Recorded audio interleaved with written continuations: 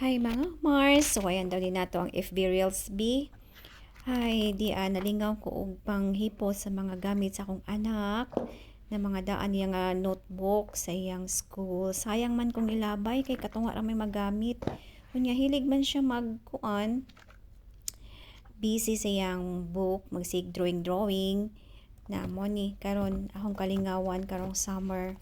O may lingaw, so ako ni siyang himong busy book niya para next school year na siya magamit para yung drawingan instead nga mag-drawing siya sa iyang notebook na mga bag-o, no? So nagpalit lang ko aning board cutter o kaning roller nga metal o kaning cutter o kaning corner cutter. So mo ni siya, ako ni siya gisukdan mga Mars o A5, no, kay para di sayang ang cardboards na A4 ikat lang kaduha. So kani mga notebook kay mga dagko man size murag mga tag-ason man ni siya. So ako lang ni siya ikat ang kilid para mahimo niya nako siyang notebook nga na ay ring bind.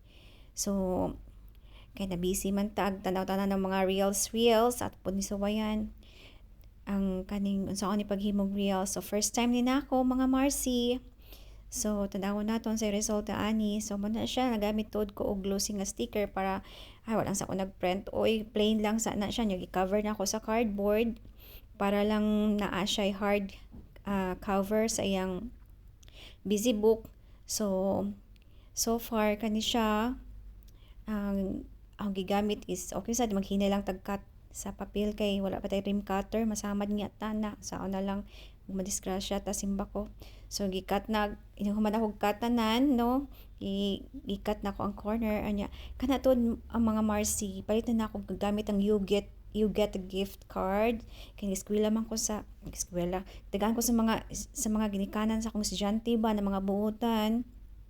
So ako din siya gipalit sa Amazon, no, gi-order perting dugaya unya bugata ba di ani di ay oy kani siya punch hole or gitawag nila og kanang machine binder.